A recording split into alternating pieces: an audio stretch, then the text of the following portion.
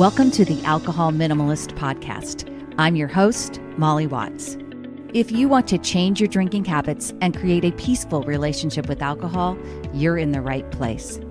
This podcast explores the strategies I use to overcome a lifetime of family alcohol abuse, more than 30 years of anxiety and worry about my own drinking, and what felt like an unbreakable daily drinking habit.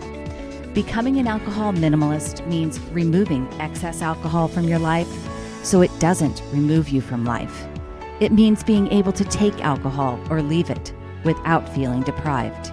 It means to live peacefully, being able to enjoy a glass of wine without feeling guilty and without needing to finish the bottle. With science on our side, we'll shatter your past patterns and eliminate your excuses.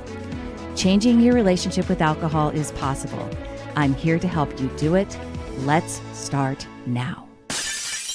Well, hello and welcome back to the Alcohol Minimalist podcast with me, your host, Molly Watts, coming to you from, it is a warm, sauna-like Oregon around here. It's very warm, very sunny.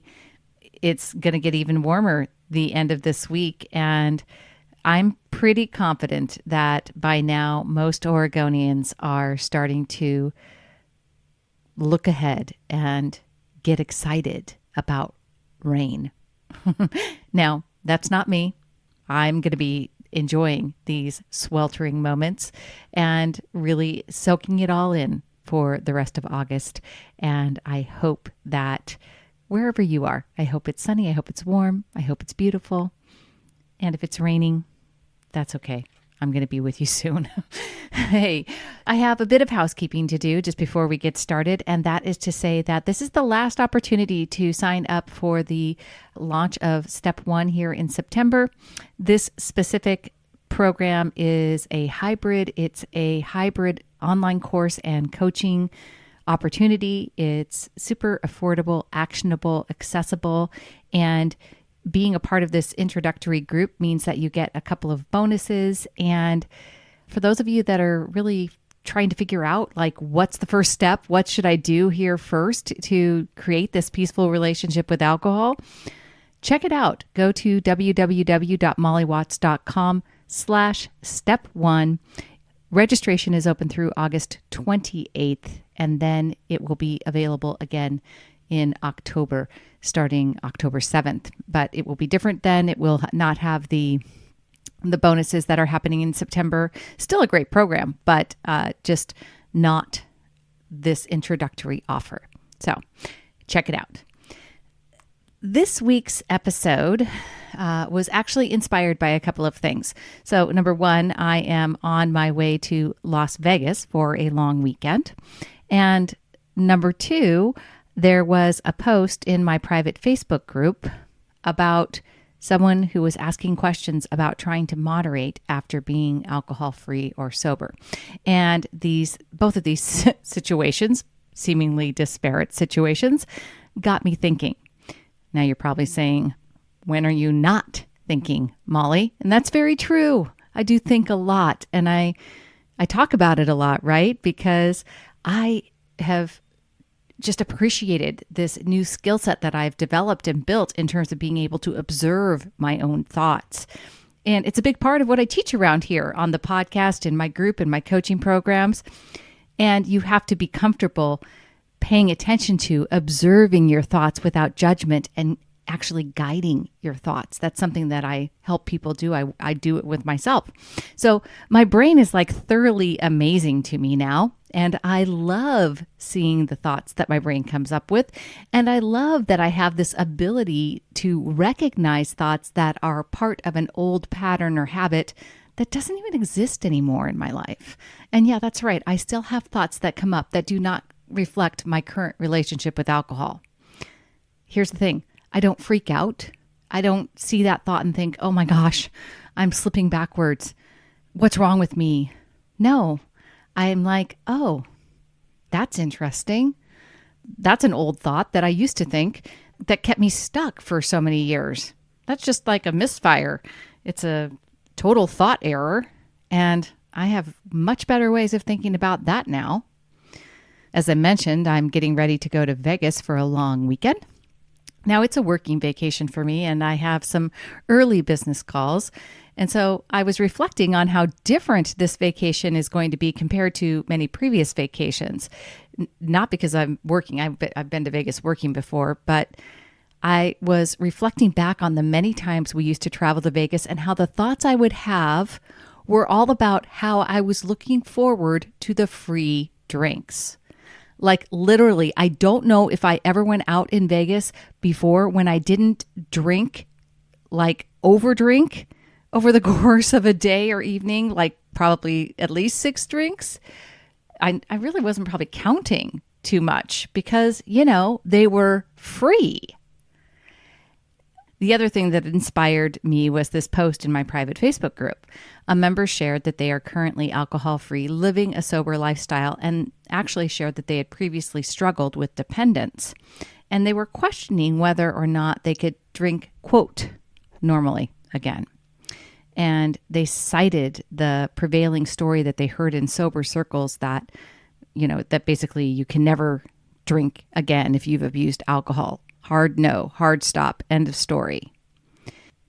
So what do my Vegas vacation and pondering whether or not you can, should, could drink normally after being sober have to do with one another? They are both examples of unreasonable reasons to drink alcohol. This episode, we're going to talk about 5 unreasonable reasons to drink alcohol. We will dive right into unreasonable reason number 1 about why you might choose to drink alcohol. Because it's free. This isn't just a Vegas issue. This happens at the company Christmas party, whether there's a hosted bar, at a wedding reception where they're serving alcohol. Maybe it's just going out to a dinner meeting for work where the company will pick up the tab. For me, anytime there were free drinks offered, I literally felt the desire to drink before we even got there. My brain was 100% focused on the story that I was getting some sort of bonus. I was getting alcohol without having to pay for it. And what happens when your brain tells the story about how lucky you are to get to have as much alcohol as you want for free? We have thoughts that if we don't drink when we have the opportunity to have free drinks, we're wasting it, right? We're missing out on something valuable. But these thoughts are all unreasonable. They aren't the whole story. They are thoughts that are completely optional. And when I choose these thoughts, of course I feel more desire to drink. But if I take the time to tell the whole story, if I tell myself the whole thing, how free is over drinking for me? What is the expense in my life when I am teaching my brain that the thing to do is just drink because the drinks are free? I shouldn't let anything go undrunk because it's free? How is that not an expensive story for me to perpetuate in my life? How is that not actually leading to a lot more waste of my life for me? Because I'm drinking to this point that doesn't feel good, and then it's creating all these secondary effects for me. That's the whole story. Wanting to drink because drinks are free is not a reasonable reason to drink alcohol if the amount you're drinking doesn't align with your long-term goals. What you save in money, you'll lose in not living your best life and having the relationship with alcohol you want to create. Unreasonable reason number 1, because the drinks are free. Unreasonable reason number 2 to drink alcohol, because you believe that drinking will benefit your cardiovascular system. The red wine's good for my heart school of drinking alcohol. Now, if you're new to this podcast, then I'm going to recommend that you go back and listen to episode number four, how much alcohol is safe, and episode number 31, using science to guide your alcohol decisions. Because I talk a lot about how science, whether or not science is a useful tool for deciding whether or not to include alcohol in your life. Now, some studies have shown an association between moderate alcohol intake and a lower risk of dying from heart disease. This is true, but it's hard to determine cause and effect from those studies. It's very possible that people who sip red wine have higher incomes, which tend to be associated with more education, greater access to healthier foods. Similarly, red wine drinkers might be more likely to eat a heart-healthy diet. And there is some evidence that moderate amounts of alcohol might help to raise good HDL cholesterol, right? Researchers have suggested that red wine in particular might protect the heart because of the antioxidants it contains. But the thing is, you don't have to drink alcohol to reap those benefits. Exercise can also boost HDL cholesterol levels. Antioxidants can be found in other foods, such as fruits, vegetables, and grape juice. Telling yourself that you're doing yourself some sort of favor by drinking alcohol, or heart-healthy favor, is just not, again, the whole story. The problem is that whether or not it's moderate drinking is good for your heart is obviously open to debate. It doesn't appear to be harmful, but the key word is moderate.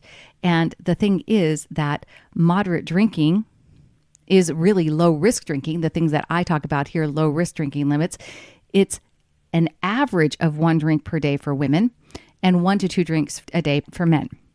Now, those are standard drinks, right? And I've talked a lot on this podcast about the actual what makes a standard drink.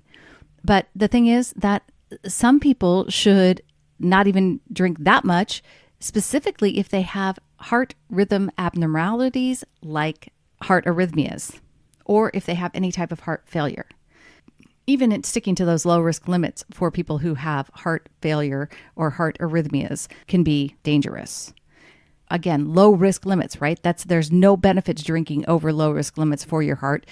It's still not something that you should add to your life if you're not already consuming it. And the flip side too is that heavy drinking is linked to a number of poor health outcomes, including heart conditions. Excessive alcohol intake can lead to high blood pressure, heart failure, or stroke. Every time you drink, your blood pressure rises. Alcohol can also, of course, contribute to obesity and all the long list of health problems that go with that. The point there is that heavy drinking, right? So we've just talked about there's not necessarily harmful things that are been proven scientifically from low risk drinking or moderate drinking. That would be an average of 1 or less drinks per day per women, 1 to 2 drinks per day per men. But heavy drinking is anything over that. Heavy drinking is anything more than 7 drinks per week per women and anything more than 14 drinks per week for men. So that's heavy, all right? So the studies then show that there is a lot of negative consequence and definitely not helping your heart if you are consuming alcohol in a heavy way. If you want to avoid negative consequences, the bottom line is the only safe amount of alcohol is 0, none, and adding alcohol into your life because you think you're helping your heart is unreasonable. Hey everyone, just a quick break in the show to talk with you about Sunnyside. Now you've heard me talk about Sunnyside on the show before. I've had Nick and Ian, the founders, here as my guests.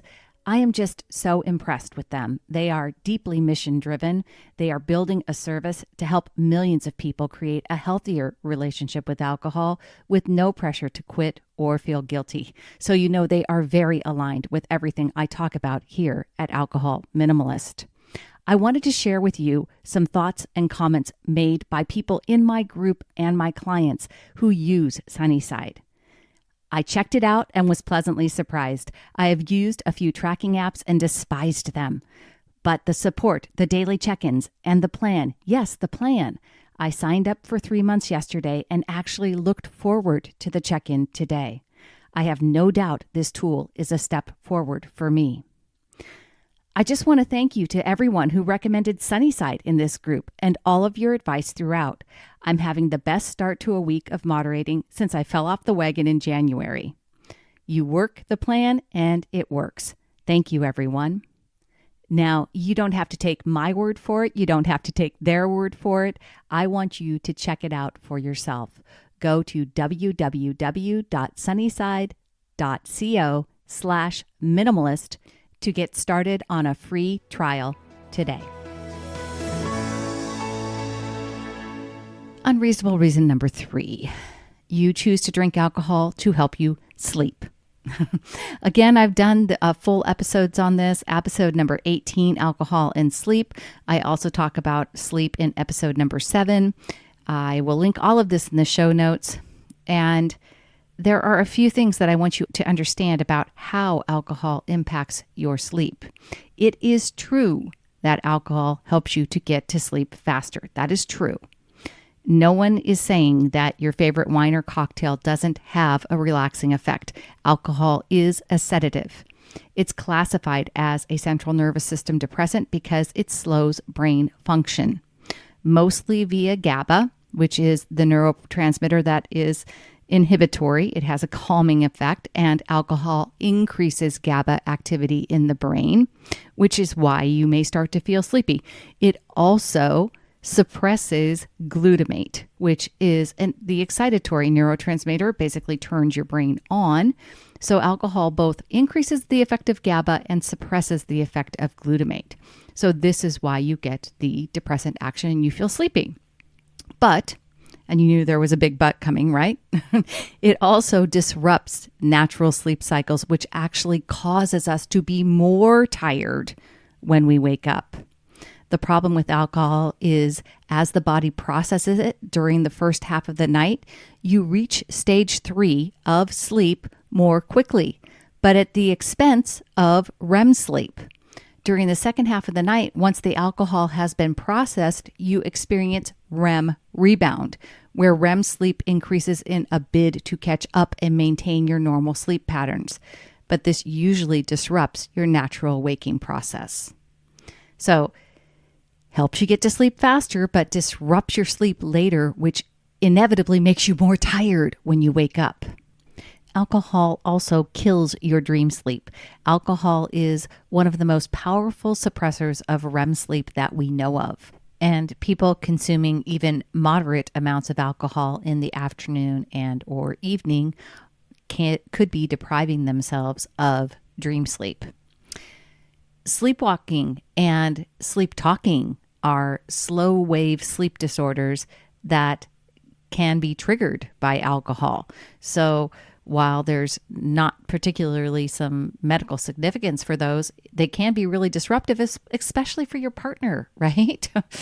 And lastly, if a few glasses of wine at happy hour send you to the restroom more than once, you probably already know that alcohol is a diuretic, and urinary frequency can extend past your bedtime. Each time you get up to use the bathroom at night is an interruption of your sleep, and it's not always easy to fall back to sleep immediately. Taken from someone who knows. The thing is that you've trained your brain to fall asleep with alcohol. When you first change it, you may have trouble falling asleep. This does not mean that the answer is to pour yourself a drink. We have to address other areas of sleep hygiene. I go into those back in the episode on alcohol and sleep, but be prepared to have a plan in place for how you're going to handle short-term insomnia and commit to options that don't include alcohol, because drinking for your sleep is an unreasonable reason to drink alcohol. Number 4, the fourth unreasonable reason to drink alcohol, because you don't want people to think that you have a drinking problem.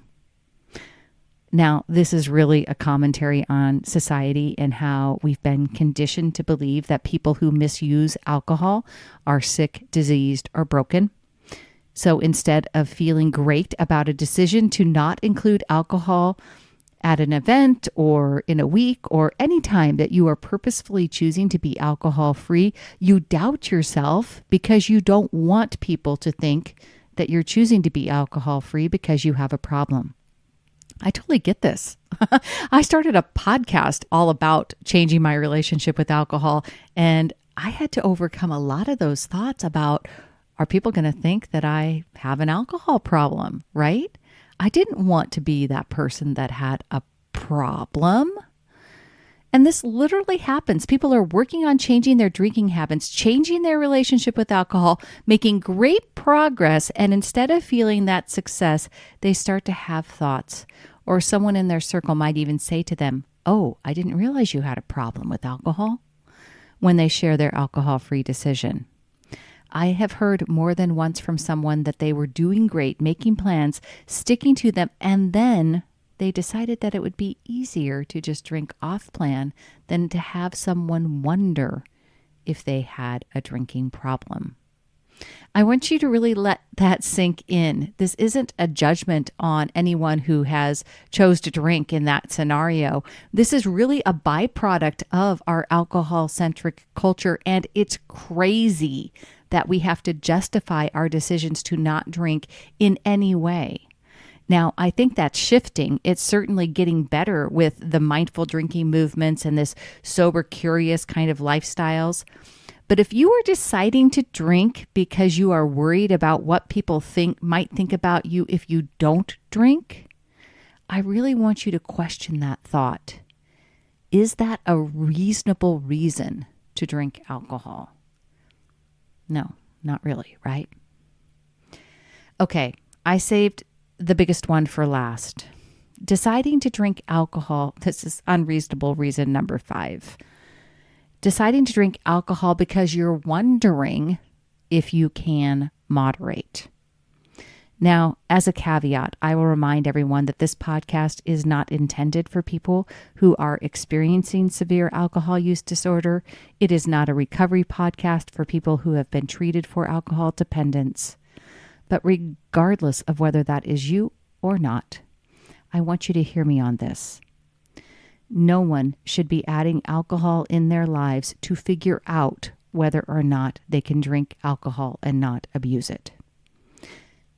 If that is why you're considering drinking, that's an unreasonable reason. I'm not saying that being abstinent is the only solution for people who have abused alcohol previously, but you have to be very clear on what you think alcohol will be doing for you. Alcohol actually cannot change how you feel in any kind of permanent way. Alcohol is not the answer to make you happier, funnier, less awkward. It's not how you want to feel better. You need to change your own thinking and keep practicing new thoughts over and over and over again. It is a buildable skill. It's possible that even if you choose sobriety, that your brain still believes that things would be better if you could just drink moderately. Well, I've got news for you. It's not true. Neither being sober nor drinking moderately will help you feel better. You feel better when you manage your mind. And when you manage your mind, you won't wonder if you can moderate, and you won't need to test that out. So all of these unreasonable reasons got me pondering. Is there a reasonable reason to drink alcohol? So reasonable for me is similar to peaceful. I enjoy drinking alcohol in a very minimal way. I believe I'm reasonable about what it does and doesn't do for me. And I know that it's not the answer to how to change negative emotions. I wouldn't say that this is a reasonable reason to drink, but I accept the risk profile associated with low-risk drinking and consider my decision to include alcohol in my life as an alcohol minimalist to be reasonable. So what do you think? Are you using unreasonable reasons to drink alcohol? Or do you feel good about the peaceful relationship with alcohol you are creating? Drop me a line. I would love to hear from you. Molly@mollywatts.com. And if this show has helped you in any way, I would really appreciate it if you would leave a review. You can do that on anything that you listen to this podcast to, any podcast player, on YouTube, wherever. And I would just appreciate a review. It helps people find the podcast and it helps me serve more people. That's all I have for you this week, my friends. Wish me luck in Vegas. And until next time, choose peace. Thank you for listening to the Alcohol Minimalist podcast. This podcast is dedicated to helping you change your drinking habits and to create a peaceful relationship with alcohol. Use something you learned in today's episode and apply it to your life this week. Transformation is possible. You have the power to change your relationship with alcohol now. For more information, please visit me at www.mollywatts.com.